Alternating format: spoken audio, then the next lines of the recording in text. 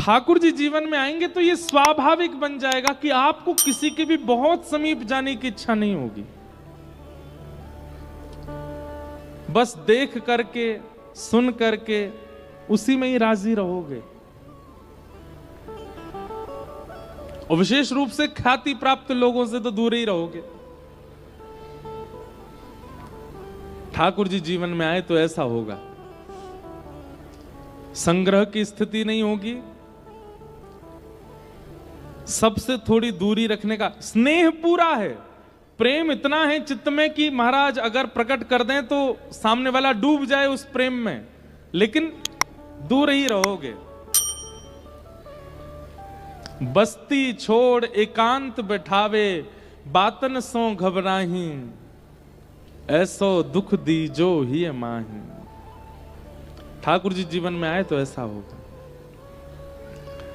नंद बाबा आनंद कर रहे हैं, सबको बांट रहे हैं, लुटा रहे हैं। 6 दिन के ठाकुर जी हुए, पूतना नाम की राक्षसी आई। ना जाने कितने बालकों को अपने पयोधर का विष पिला करके मृत्यु देती हुई पूतना आई। जैसे ही गोकुल में आगमन हुआ, सब नाच रहे हैं, नंद घर आनंद भयो, जय कन्हैया लाल की, सब आनंद कर रहे हैं। लेकिन पूतना के आते ही उसके रूप को देख के, उसके सौंदर्य को, उसके स्वभाव के प्रति सब आकृष्ट होते चले गए, आकर्षित हो गए।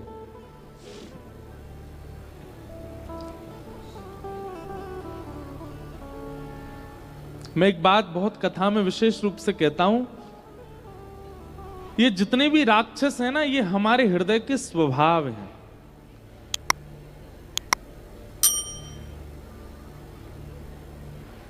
हमारे हृदय में ख्याति का, यश का, वैभव का जब मान प्रकट होता है तो हमारे भीतर का रावण प्रकट होता है, ऐसा मानना चाहिए।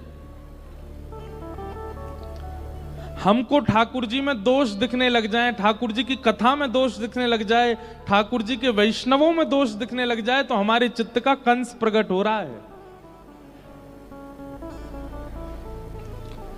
हमारे भीतर सारे राक्षस हैं, उनके दोष, जिस दोष में हम ज्यादा प्रवृत्त होते चले जाते हैं, उसी दोष का प्रधान राक्षस हमारे चित्त में प्रकट हो जाता है। पूतना का दोष क्या है? कोई व्यक्ति है तो महालोभी, है तो महाकामी, है तो महाक्रोधी, है तो महा ईर्ष्यालु, लेकिन एक आवरण पहन करके चलता है, मुखौटा पहन के चलता है तो महाकामी, लेकिन ऐसा दिखाएगा कि महाराज परम तपस्वी है। ये तो है तो महाक्रोधी, लेकिन जब समाज में आता है, लोगों के बीच में आता है तो ऐसा प्रदर्शन करेगा कि महाराज इससे ज्यादा दीन कोई नहीं है तो महाभोगी, लेकिन दिखाएगा ऐसा कि इससे बड़ा त्यागी कोई नहीं है। इसको एक सीधी भाषा में क्या कहते हैं? आडंबर, पाखंड। क्या कहते हैं? पाखंड। अगर ये दोष आपके भीतर भी है, देखो एक बात हमारी सुनिएगा, हर व्यक्ति जानता है कि उसके अंदर कौन सा दोष सबसे ज्यादा है, सबको पता है। बात ऐसी है, हम स्वयं से स्वयं के दोषों को ही छुपाते हैं। मान लीजिए मुझ में क्रोध बहुत है, छोटी छोटी बातों पर मुझे प्रचंड क्रोध आता। एक होता है थोड़ा बहुत क्रोध, वो तो अच्छा है, थोड़ा बहुत तो आना चाहिए, लेकिन महाराज इतनी सी गलती पर आप उठा करके चीजें फेंक देते हो और महाराज सामने वाले व्यक्ति से जो है लड़ाई कर लेते हो, उसको गालियां देने लग जाते हो। ये प्रचंड क्रोध है, ये नरकगामी होता है। आपने ठंडा पानी मांगा, सामने वाले ने ठंडा नहीं दिया तो महाराज पानी उसी के मुंह पे ही फेंक दिया, ये प्रचंड क्रोध है, ये पाप है एक प्रकार का। ऐसा क्रोध कई लोगों को आता है, उनके मन के अनुकूल सब्जी ना बने तो थाली फेंक देते हैं।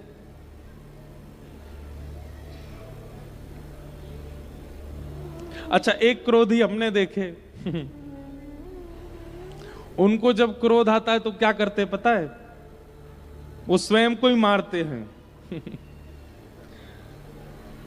एक महापुरुष देखे, जब उनको क्रोध आता है तो वो स्वयं को ही पीटने लग जाते हैं। लेकिन उनको देख के हमको लगा कि चलो इनके संग वाले तो बच जाते हैं, वो नहीं पिटते, खुद ही पीट लेते हैं खुद को। लेकिन ये सब प्रचंड क्रोध हैं। और एक बात लिख लीजिएगा, प्रचंड क्रोध नरकगामी होता है, नरक ले जाएगा आपको। अत्यंत कोप कटुका च वाणी दरिद्रताम च स्वजनेषु वैरम नीच प्रसंग कुलहीन सेवा चिन्हानि देने नरकम गतानाम। ये 6 चिन्ह यदि आपके अंदर हैं तो आपको नरक जाने से कोई नहीं रोक सकता। अत्यंत कोप, पहली बात, भयंकर गुस्सा।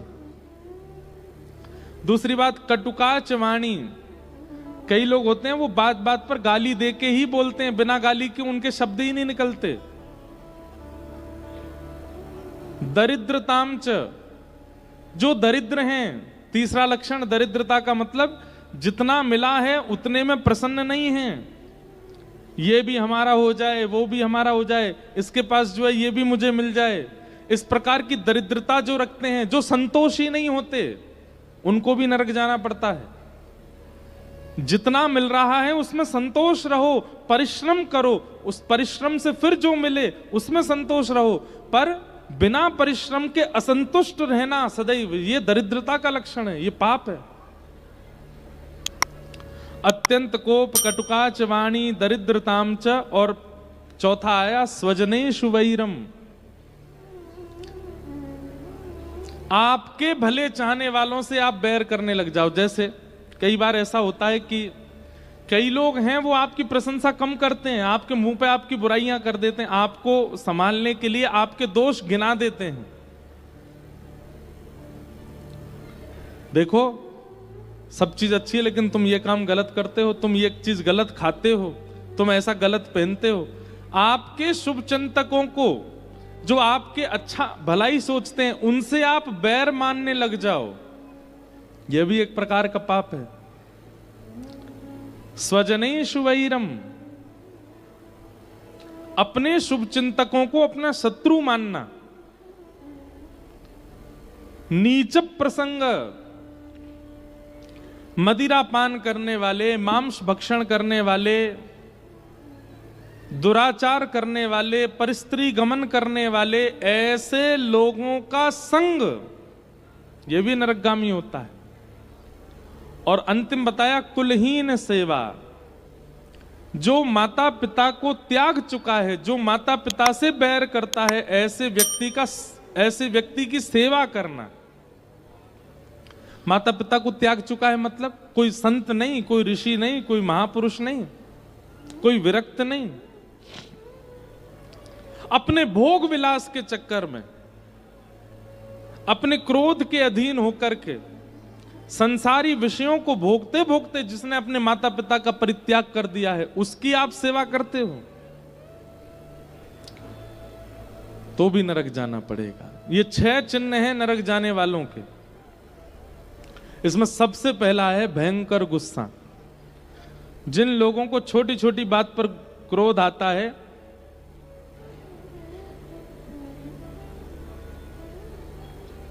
अपने फोन के वॉलपेपर पे एक बड़ा सा लिख करके रखो, क्रोध आया तो नरक जाओगे। जब जब देखोगे तो आपका क्रोध कम होगा। भाई नरक जानो पड़ेगा, मत करो, धीमे करो।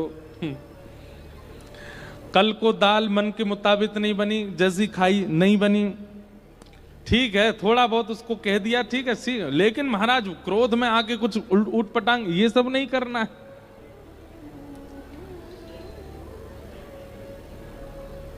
तो पूतना का स्वरूप क्या है कि आप हैं तो कुछ पर दिखाते हैं कुछ, हैं तो बहुत कुछ पर दिखाते हैं कुछ कुछ। ये पूतना का स्वरूप है।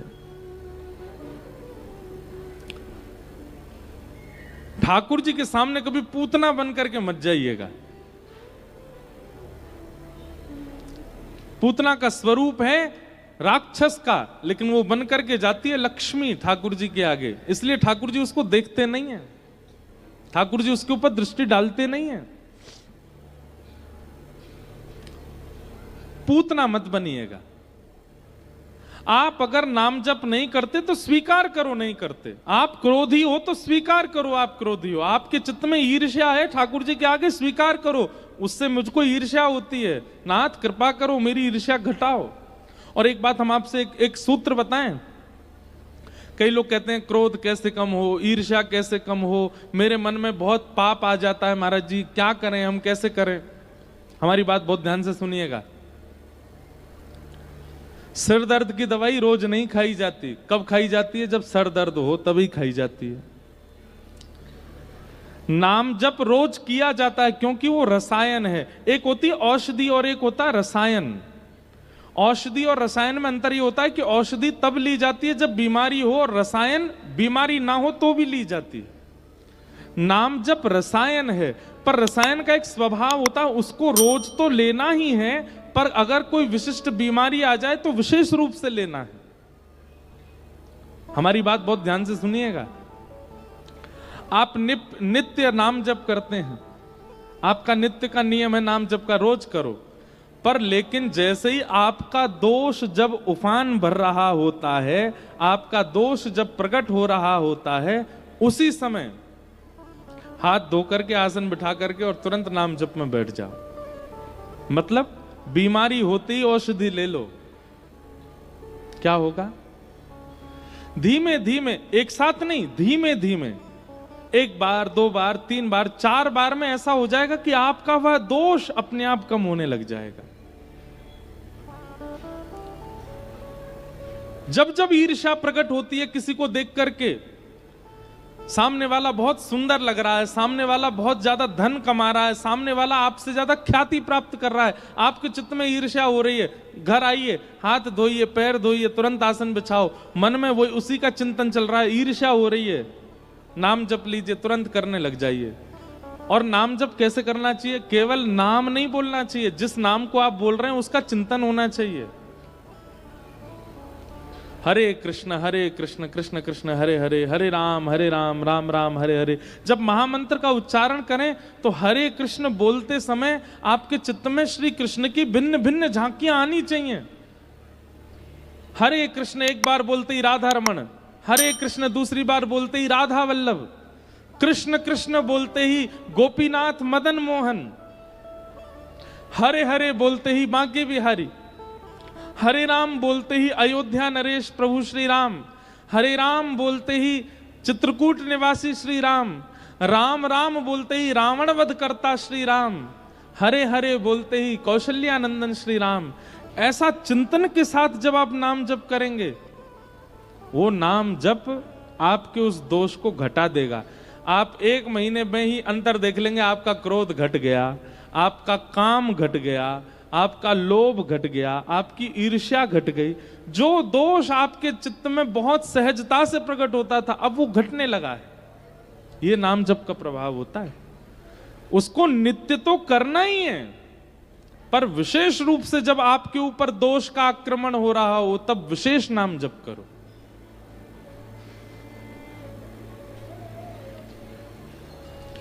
सुन तो सब रहे पर करेगा कोई नहीं। पर हमारी एक बात मानिएगा, एक दोष का तो निवारण करके रखिएगा। आज ही कथा के बाद अपना एक दोष लिखिए। कौन सा दोष है आपके अंदर जो सबसे प्रचंड है? आप सब जानते हैं अपने आप को। हम कहते हैं कथा में कि मानव को दो लोग ही जानते हैं, या तो भगवान या वो खुद, तीसरा कोई नहीं जानता उसको। इसलिए अपने किसी प्रचंड दोष को, प्रचंड मतलब भयानक दोष जो आपके अंदर कूट कूट के भरा हुआ है, आज उसको लिखिएगा और आज से ही प्रयास कीजिए, अब मुझे इसको घटाना है। इसकी मात्रा मेरे अंदर कितनी है? 100% है, पूरा पूरा है, बिल्कुल भी 1-8% कम नहीं है। लग जाइए आज से। जब जब ये प्रकट होगा, अगले 1 महीना 1.5 महीना तक, तब तब नाम जप करूंगा, चाहे रात्रि 2 बजे ही क्यों ना हो। अगर 2 बजे भी आपका दोष प्रकट हो रहा है, तुरंत आलस्य छोड़िए, हाथ मुंह धोइए, तुरंत नाम स्मरण में बैठ जाइए। धीमे धीमे धीमे धीमे आपका वह दोष 100%। हमको तो नाम पर इतना विश्वास है कि 100 से 0 हो जाएगा, 100 से 50 होगा, 100 से 70 होगा, 100 से 60 होगा, ये बोलना ही नहीं है मुझे। हम तो व्यास मंच से कहेंगे 100 से सीधा 0 होगा। नाम जप का ये प्रभाव है। तो दोष सब में है। मैं व्यास मंच पर बैठा हूं, मुझ में कोई दोष नहीं है, ऐसी घोषणा मैं कभी नहीं कर सकता। मुझ में भी है, दोष सब में है, और निर्दोष इस संसार में कोई हो ही नहीं सकता। आप कलयुग में रह रहे हैं, एक दोष तो आपके अंदर रहेगा ही रहेगा। पर हमारा कर्तव्य क्या है? जैसे हम कर्तव्य धन को कमाना समझते हैं, जन्म लिया है तो धन कमाना पड़ेगा, जन्म लिया है तो विवाह करना पड़ेगा, जन्म लिया है तो घर बनाना पड़ेगा, जन्म लिया है तो संतान वर्धन करनी पड़ेगी। ऐसे ही हमारा कर्तव्य है, जन्म लिया है तो मृत्यु से पहले पहले निर्दोष बनना पड़ेगा। सारे दोष नष्ट होने चाहिए हमारे, ये कर्तव्य है हमारा। नहीं तो पुनरपि जननम पुनरपि मरणम पुनरपि जननी जठरे शयनम। आद्य गुरु शंकराचार्य कहते हैं फिर जन्म लो, फिर से कर्म करो, फिर से। कितने थक जाते हैं हम। इसलिए हमारी आपसे प्रार्थना है, आप यदि कथा में आए हो, आप यदि सत्संग में बैठे हो, आप यदि संतों के दर्शन कर रहे हो, आप यदि वृंदावन जा रहे हो, तो इसका मतलब आप चुने गए हो करोड़ों खरबों लोगों में कि भाई तुम अपना परिवर्तन करो। उसके बाद भी अगर हमारी चिंता नहीं बढ़ रही है दोषों के प्रति, कोई बात नहीं, पर नियम से नाम जप रोज कीजिए। पर हम विशेष कहेंगे, विशेष तब कीजिए जब आपका दोष प्रकट होता है। जैसे एक, अब यहां मंच से हम कई बातें तो नहीं कह सकते, कई दोषों के बारे में तो नहीं बता सकता मैं, पर कुछ दोषों के बारे में बता सकता। जैसे किसी किसी को पानी पूरी बहुत बढ़िया लगती है, महाराज कहीं पर चटपटा पानी की पूरी बन नहीं हो तो उसके जीभ में वैसे ही पानी आ जाता है, बोले ओहो मुझे खानी है, मैं कैसे खाऊं। किसी को समोसा अच्छे लगते हैं, किसी को जो है मीठा अच्छा लगता है। इसी पे ही प्रयास करके देख लो, जब जब इच्छा प्रकट हो जिह्वा में, तब तब नाम जप प्रकट कर दो, नाम जप करने लग जाओ। पानी पूरी खाने की इच्छा हो रही है, आप नाम जप में बैठ जाओ, आप थोड़ी देर में देखेंगे कि आपकी इच्छा समाप्त हो जाएगी।